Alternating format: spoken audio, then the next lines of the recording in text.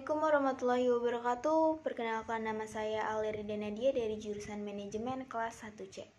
Di sini saya akan membacakan resum jurnal yang telah saya buat, yang berjudul Manajemen dan Eksekutif. Perkembangan manajemen modern tidak terlepas dari ditemukannya revolusi industri di awal tahun 1790. Sebelum tahun itu, struktur ekonomi kita masih sangat sederhana. Produksi dilakukan dengan tangan, ataupun kalau ada mesin, sangat sederhana. Sejak adanya revolusi industri, muncul produksi dan konsumsi berbagai macam barang. Teknik distribusi berusaha menemukan daerah-daerah konsumen. Muncullah kemudian scientific management. Gerakan scientific management. Henry Fayol, seorang berkebangsaan Prancis yang memimpin sebuah pertambangan batubara beberapa tahun sebelum Taylor, mengembangkan teori scientific manajemen dan memberi prinsip dasar manajemen sampai Taylor sebagai bapak scientific management. Karena sebagian besar penelitian yang dilakukan di bengkel dan dinyatakan dia berkontribusi secara ilmiah, konsep Taylor di atas dinilai sangat relevan dengan upaya perusahaan untuk meningkatkan kinerja dan produktivitasnya. Dengan unsur-unsur manajemen tersebut ialah 1. Human atau manusia. 2. Money atau uang. 3. Materials atau bahan. 4. Machines atau bahan. 5. Methods atau metode. Dan 6. Market atau pasar. Keberadaan unsur-unsur manajemen tersebut dapat digunakan oleh pimpinan atau eksekutif perusahaan sebagai instrumen dalam menggerakkan dan mendinamisir peningkatan produktivitas usaha. Konsepsi teoritis. Pengertian manajemen. Manajemen adalah sebuah proses untuk mengatur sesuatu yang dilakukan oleh sekelompok orang atau organisasi untuk mencapai tujuan organisasi tersebut dengan cara bekerja sama, memanfaatkan sumber daya yang dimiliki. Secara etimologi, kata manajemen diambil dari bahasa Prancis kuno, yakni manajemen, yang artinya adalah seni dalam mengatur dan melaksanakan. Kesimpulan dari definisi tentang manajemen adalah 1. Manajemen mempunyai tujuan yang ingin dicapai. 2. Manajemen merupakan perpaduan antara ilmu dan seni. 3. Manajemen merupakan proses yang sistematis, terkoordinasi, kooperatif, dan terintegrasi dalam memanfaatkan unsur-unsurnya 6M. 4. Manajemen dapat diterapkan jika ada 2 orang atau lebih melakukan kerjasama dalam suatu organisasi. 5. Manajemen harus didasarkan pada pembagian kerja, tugas, dan tanggung jawab. 6. Manajemen terdiri dari beberapa fungsi POS D dan C, dan 7. Manajemen hanya merupakan alat untuk mencapai tujuan. Karena manajemen diartikan mengurus, mengelola, dan mengatur, maka timbul beberapa pertanyaan sebagai berikut. Apa yang diatur? Yang diatur adalah semua unsur-unsur manajemen yang terdiri dari money, methods, materials, machines, dan market. Disingkat dengan 6M, dan semua aktivitas yang ditimbulkannya dalam proses manajemen itu. Kenapa harus diatur? Agar 6M itu lebih berdaya guna, berhasil guna, terintegrasi, dan terkoordinasi dalam mencapai tujuan yang optimal. Fungsi-fungsi manajemen. Fungsi manajemen sebagai elemen dasar yang harus melekat dalam manajemen sebagai acuan manajer atau seseorang yang mengelola manajemen dalam melaksanakan tugas untuk mencapai tujuan dengan cara merencanakan, mengorganisir, mengkoordinasi, dan mengendalikan. Mengacu pada pengertian manajemen di atas, terdapat 5 fungsi utama manajemen dalam perusahaan, yaitu A.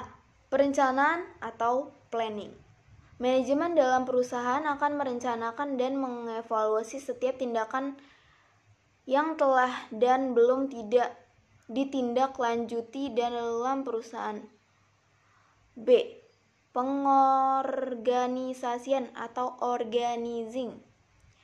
Dengan pengorganisasian dapat membagi kegiatan besar menjadi beberapa kegiatan kecil atau serangkaian kegiatan.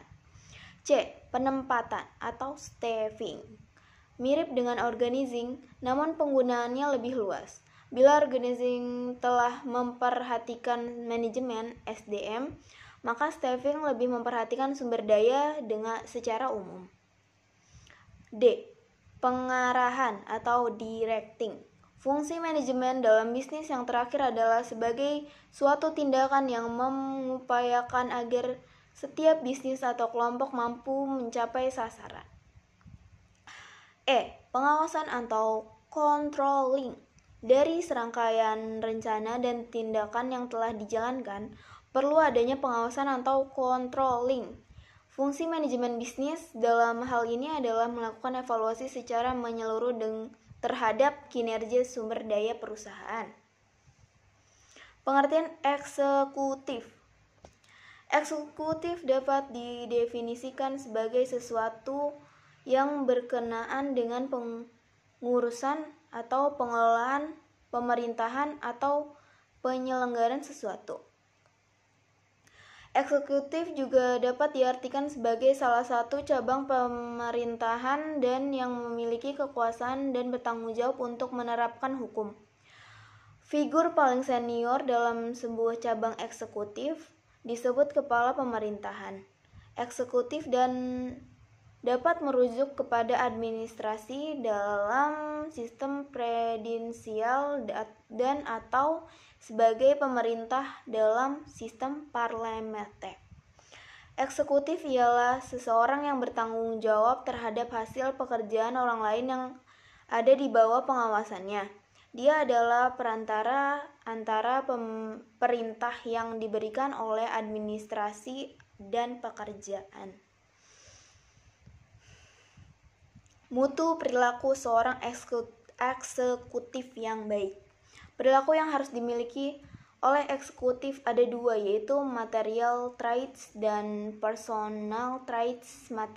Material traits ialah 1. Mengerti bagaimana proses manajemen dan mengapa demikian.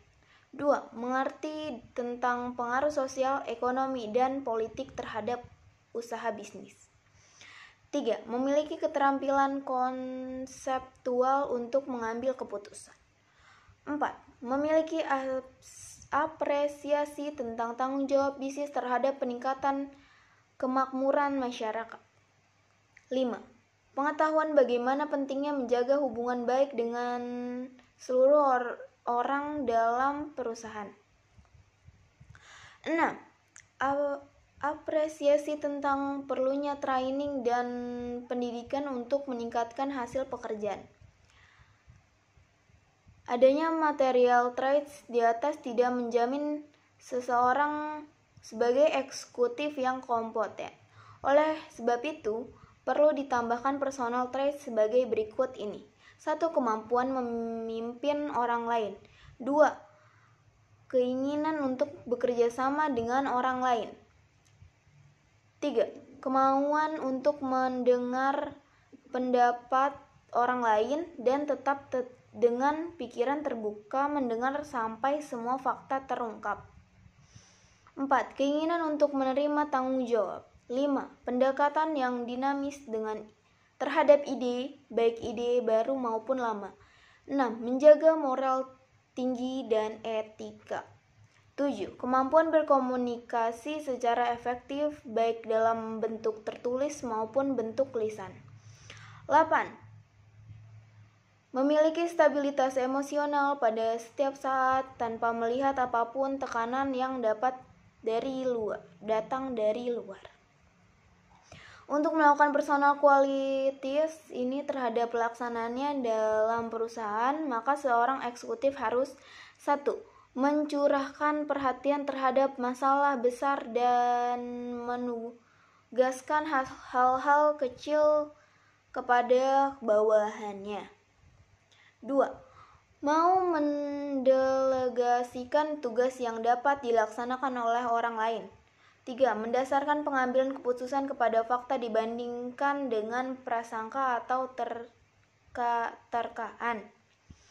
4. Respek terhadap pendapat orang lain dan minta saran. 5. Mengkomunikasikan keputusannya kepada semua orang yang berhubungan dengan dia. 6. Menggunakan tenaga orang lain untuk melatih bidang tertentu di mana ia dinilai kurang mampu. 7. Selalu menunggu informasi yang menyangkut kepada seluruh kegiatan usaha. Sekian resume yang telah saya sampaikan. Jika ada salah-salah kata mohon maaf. Wassalamualaikum warahmatullahi wabarakatuh.